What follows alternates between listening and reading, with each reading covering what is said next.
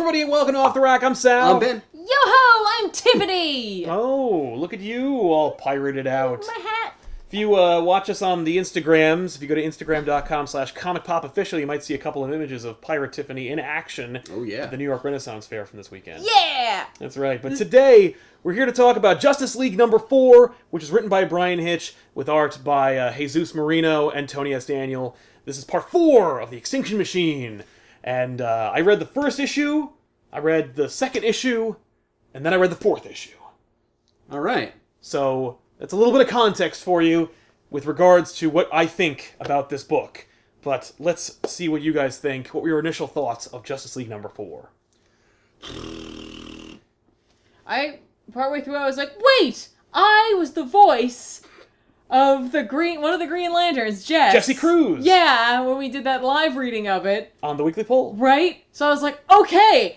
It's only been 2 issues from that one. I should be able to get back right into this, right? Yeah. No! Not even a little bit. It is, it's part 4 of his ongoing saga. You know what's funny? There were moments where I had, this was like an emotional roller coaster of a book. Because there are moments where I was like, what the hell is going on? Then I was like, clearly I should be really excited about this. Look at all these things happening! Colors and stuff! But I'm so confused! And then I was like, wait, what? This is really overly dramatic and really reminds me of, kind of tacky 90s comics. Yeah.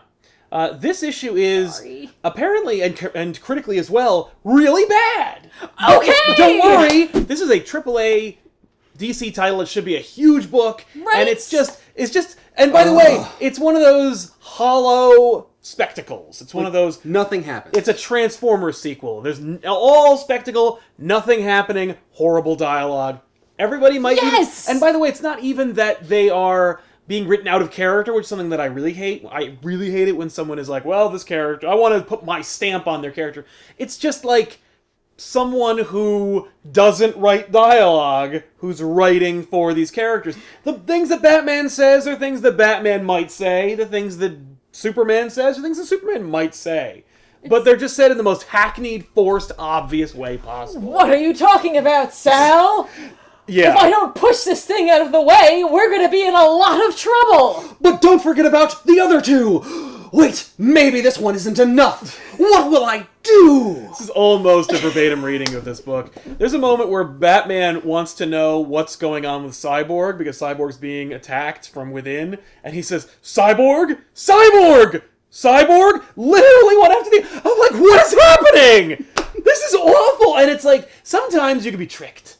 You know, there's a whole decade where you were tricked into thinking you were reading something good. It was called the 90s. But when you go back and reread it, you go, wow, there's a lot of hackneyed shit in here. I've learned. Yeah. This is, worse than the 90s. It's just forced. Good. And by the way, big spectacle, like we said. Let's talk about the art, because there's some good-looking things going on, but there's also some not-so-great-looking things going on. I think, here's my thing. I think that the art is objectively pretty okay.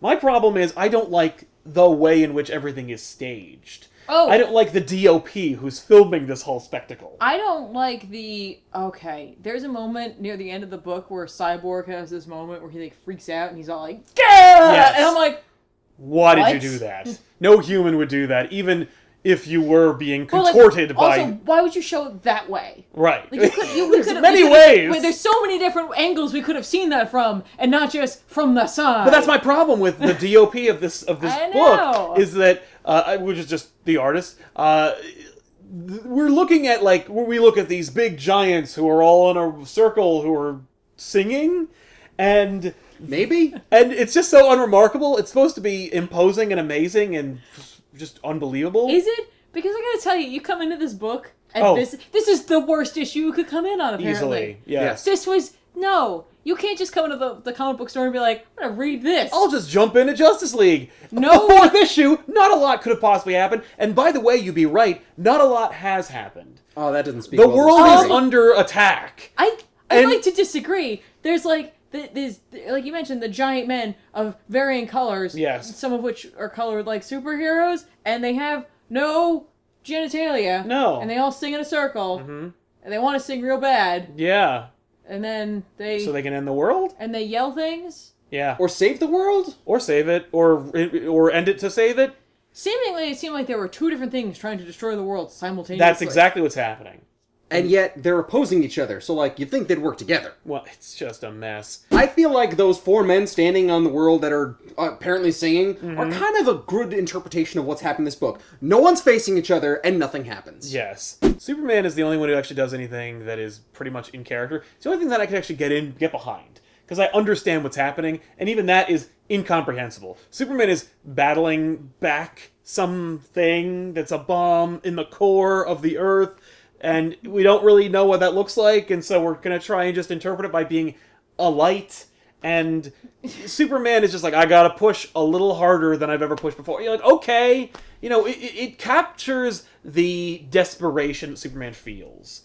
And it's the way you write a good Superman story where Superman has to fight something that he can't possibly win against. But the dialogue that he has it's just the most is kind of like... It's very melodramatic. Maybe I'm not strong enough. And then it's like, wait, I'm Superman. Well, yeah. Don't give in to that kind of talk, Clark. You're talking to yourself, man. Looking at the picture behind us, I forgot Aquaman was in this He's in it, yeah. Oh, yeah. No, he's in it for a second. In the first few pages. Yeah, well, and it's funny, I don't think that Hitch wants to use with him, but he's integral to the Justice League. He clearly has to be involved somehow. Yes. Who's he talking to? He's talking to Crystals and... Yeah, Crystals show up. Woman's He's important, too.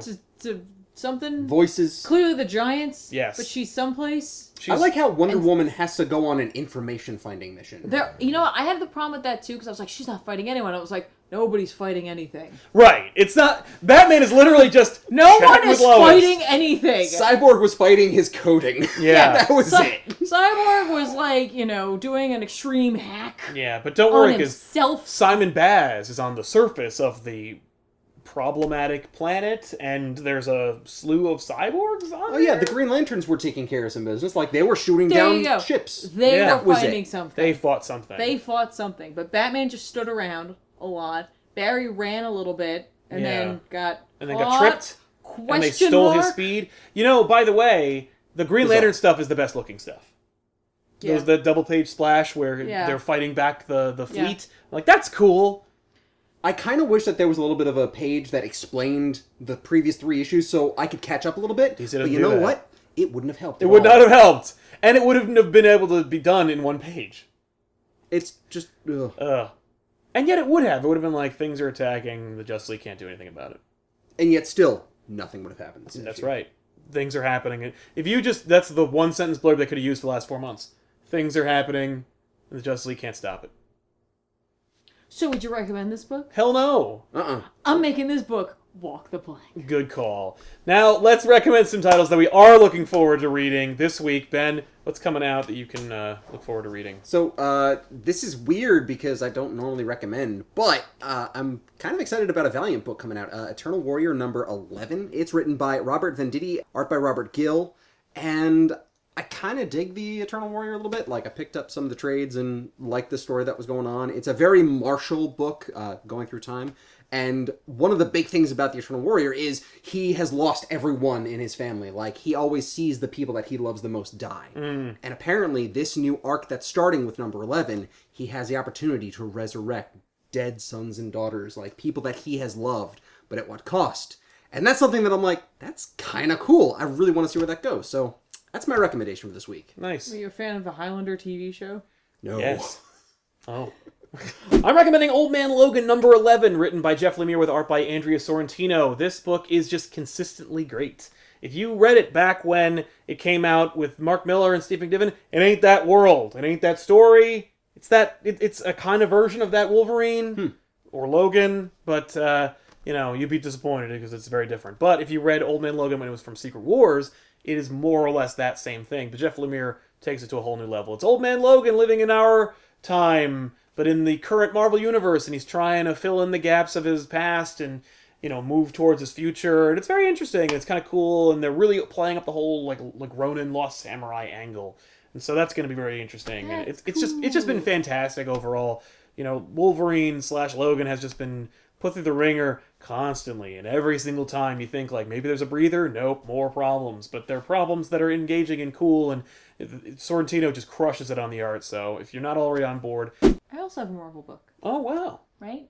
Yeah. It's a book that I kind of fell off the bandwagon with, but for no particular reason. It wasn't. I was like, forget that. It was just You were busy. We're busy. Yeah. Busy people. Life Yeah. happens. But then there's this cover that came out for this book, and immediately I'm like, Oh. it's Scarlet Witch number 10. This is one of those situations where a cover is like, I'm like, oh, I have to pick that up, and I guess I have to pick up some other ones to lead up to it because, God. She is going to Kyoto, Japan, Ooh. seeking out a murderer who killed a famous warlock, but that murderer is also looking to get her. Oh. But the cover is spectacular. The covers for the Scarlet Witch series are awesome as is. They're all black, white with red, and this one's just like a pagoda in the snow, and she's like walking up to I it, saw that and I'm cover. like, I honestly thought it was an Old Man Logan cover at first. right? I'm like, oh, it's written by James Robinson with art by Kei Zama. So Gotta check out Scarlet I Witch. mean, like it's one of those things where like covers can really sell me, Totally. and like remind me about something. I'm like, oh yeah, I was reading that for a while. Yeah. This Whoops. cover indicates some quality. Yeah. So like, but she's also going to Japan.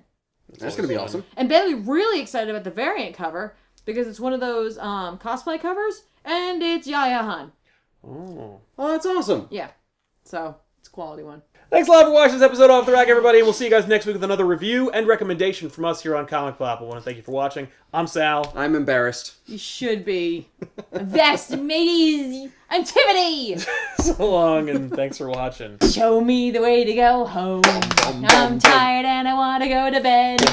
I had A little drink about an hour ago and it went straight to my head. Wherever I may roam, on land or sea or foam, you can always hear me singing this song. Show me the way to go home. Boom, boom, boom. See you next week.